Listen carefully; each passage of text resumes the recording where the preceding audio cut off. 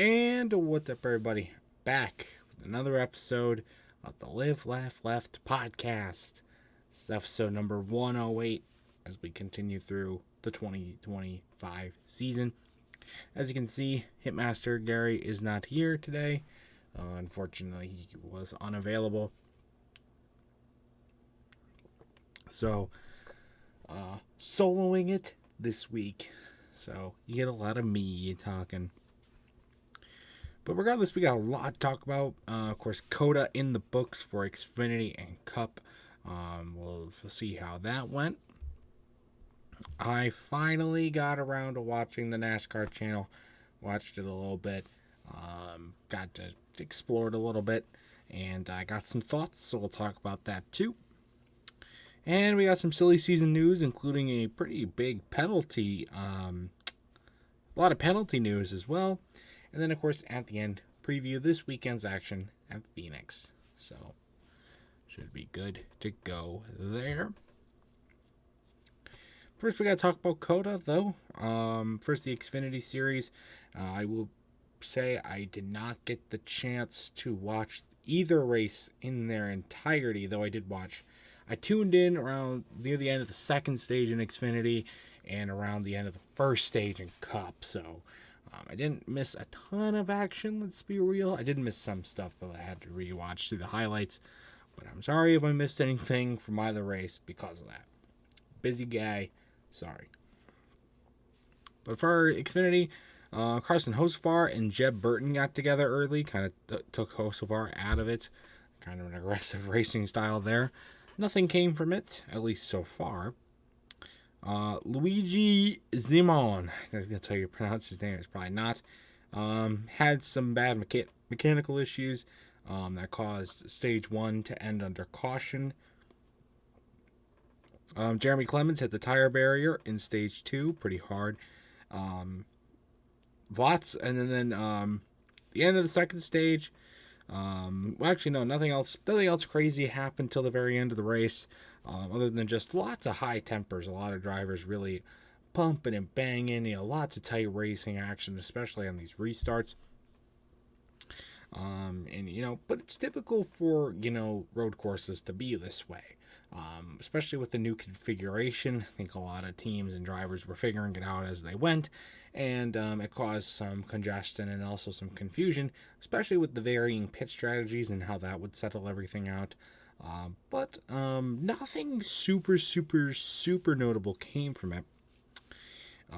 Came down to the end between Carson Kvapil and Connor Zilisch for the win, and Carson Kvapil would blow a tire while running in second, but Connor Zilisch then would overcome some pit issues. He got caught on pit road before he got caught penalized on pit road because he pitted while it was closed, like right before he pitted. The caution came out and he got screwed over because of that.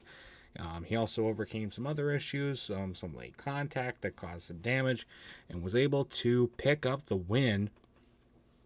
His second career win in the Xfinity Series, first of the season, and first driver not from the RCR camp winning the race, which wasn't always a guarantee. Austin Hill kind of showed his stuff a little bit in the third stage, and I was thinking that he was going to go back-to-back, but no, he did not.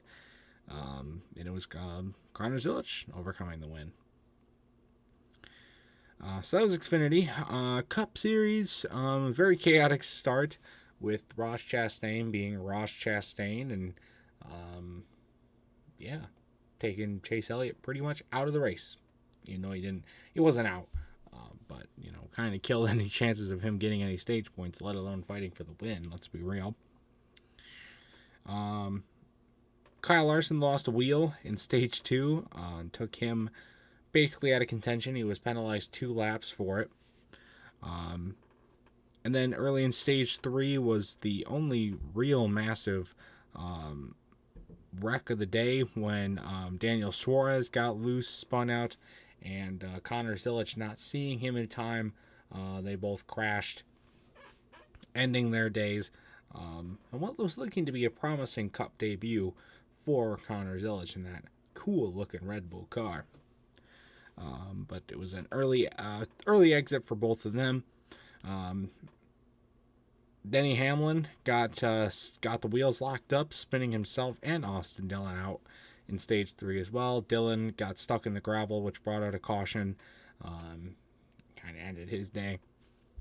And then at the end, it came down to, it looked like it was going to be finally Kyle Busch's day, and then he was going to win. He had a big lead, but his car started to fall off late, and it would be drivers Christopher Bell, William Byron, Tyler Reddick ran him down and took over him pretty fast, and it would end up being Christopher Bell that would come out with the win over Byron and Reddick for his second straight win on the season, back to back. So a really good start to the season for Christopher Bell. In a race that really, Toyota kind of showed their stuff a little bit, but it was mostly a Chevrolet dominated day. But at the end of the day, it came down to a Toyota to win it. So congratulations to Christopher Bell.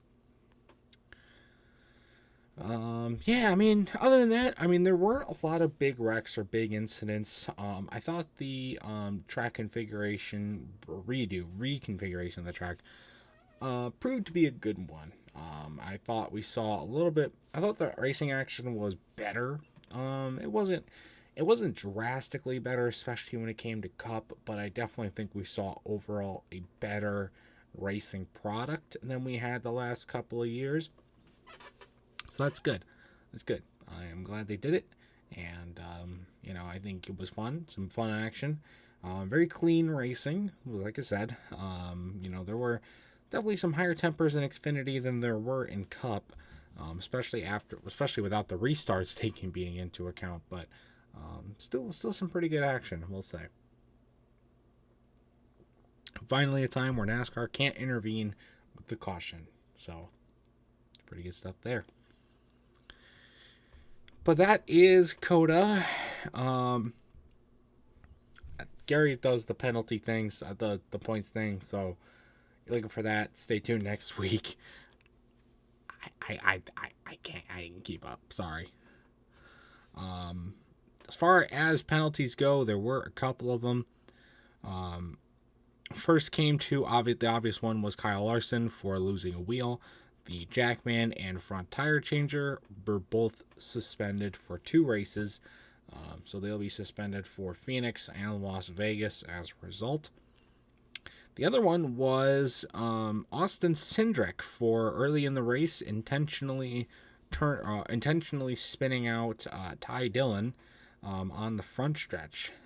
He was docked 50 points and fined $50,000 as a result, which is a huge penalty for Austin Cindric, who really had been putting on some good races. Daytona, he was up front late, and Atlanta, he was up front late too. Wrecked both times. So his points position was still solid. He got a bunch of stage points to help the buffer of the wrecks, but this 50-point dock just kills that. So that's a very, very bad start for him. And really sucks. So, but that was all the penalties post COTA. Again, good racing weekend and a good road course race. As far as fantasy goes, I had Shane Van Gisbergen this week. He got stage points, a decent amount. It was our first stage points of the season. He got 14 of them, I believe, and finished 6th, which isn't terrible. Was hoping for the win, though. He decided to pit before the end of each stage, which killed his chances of winning the stage, which really pisses me off. I hate when drivers do that, when they flip the stage like that. That's so annoying, because it didn't work out for him, as you could tell, because he didn't win the race. So I didn't like that move. Take the stage points, because it's going to come back to bite you in the ass in Darlington or Daytona.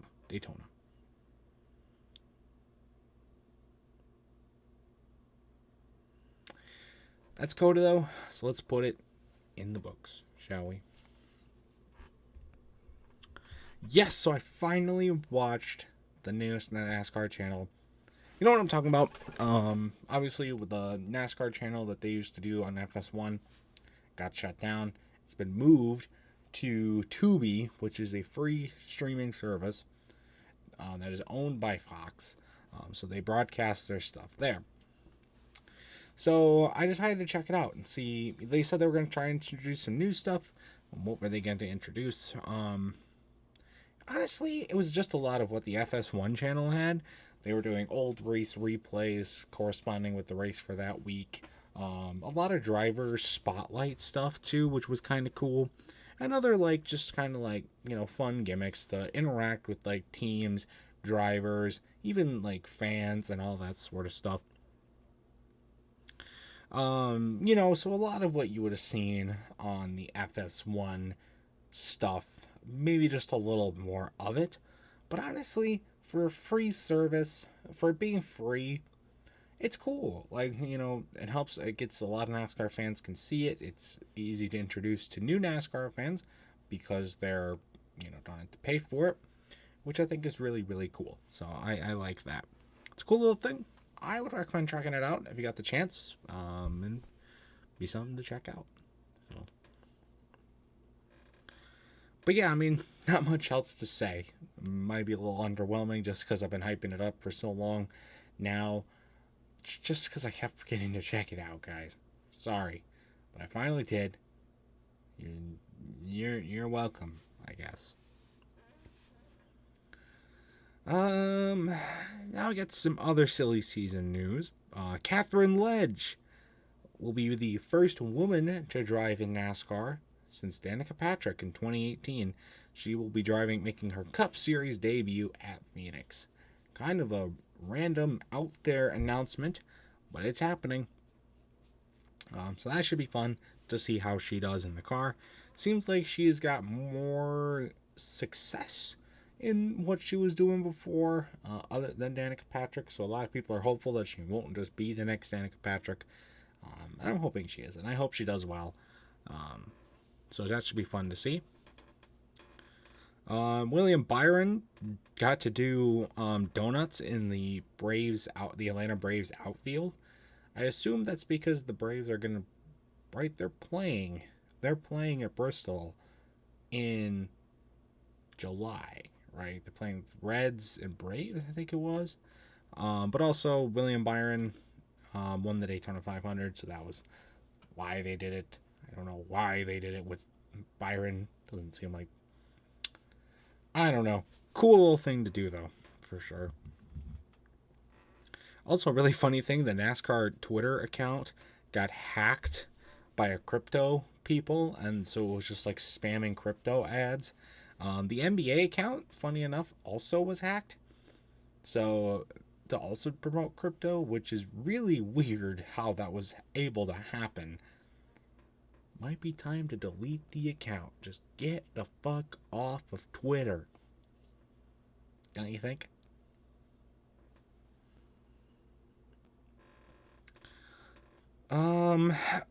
Austin Cindric, speaking of him, on a lighter note about him at least, he's running a Dale Earnhardt throwback at Darlington.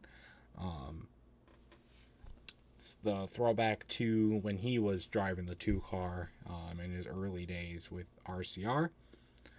So that's pretty cool. Got a pretty similar color scheme, all that cool stuff. So I like that. And hopefully we get a few more throwback scheme announcements now that we're kind of getting close to that territory of time. So this is the first real one that I've seen so far. William Byron and Kyle Larson are going to split 3 truck starts for Spire this season, so that'd be pretty cool to watch them race in that. And the big one one of the big ones from this week, NASCAR has filed a countersuit against 2311 for forming a cartel. You know, Breaking Bad? I am the cartel. Let's see. Illegal cartel. The saga just keeps getting better, guys. The saga just keeps getting better.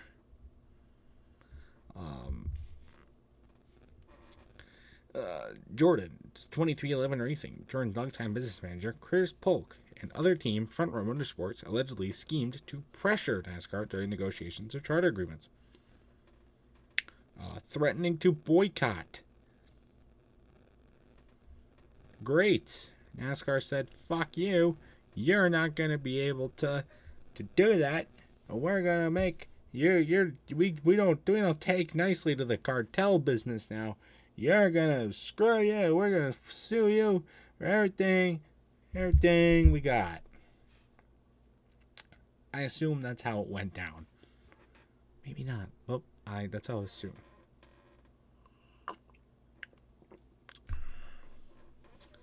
This whole like drama charter lawsuit thing has just gone on way too long.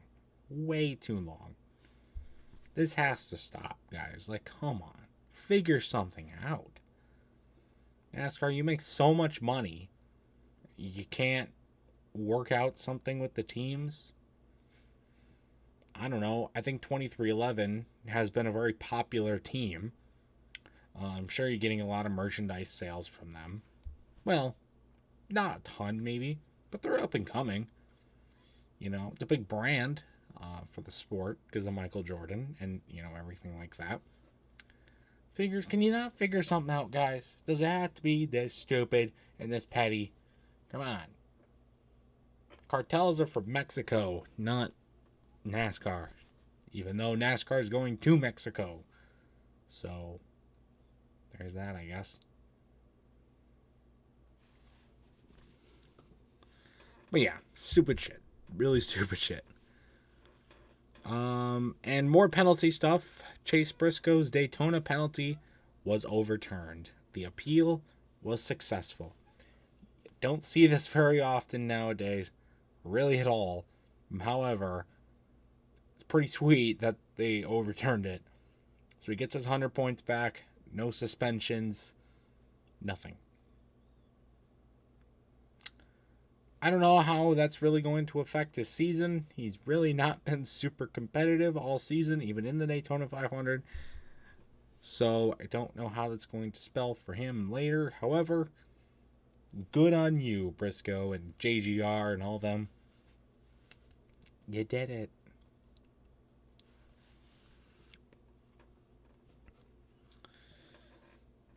That's all I had though. Rather light week. Nothing super crazy going on. But you know, sometimes no controversy. Well, in this case, a lot of controversy might be good controversy. So, but yeah, nothing super crazy else to go over. I don't really have anything else that I can think of. So it's pretty good. So we'll have to hear what Garry says when he comes back. However, at a later date. So let's get to Phoenix. It's Phoenix. Phoenix, in my opinion, is, and I still think this, we were just there a couple months ago for the championship race. Oh my god, that was 4 months ago. Feels like last month, but it was 4 months ago we were there for the championship race. Shit flies by too fast. It's Phoenix. I think it's a really boring track. It's way overhyped because it's in a huge market. No weather problems. That's why they love going there. But it's super boring. There's just no action on the track whatsoever. And it's always very predictable who's going to win.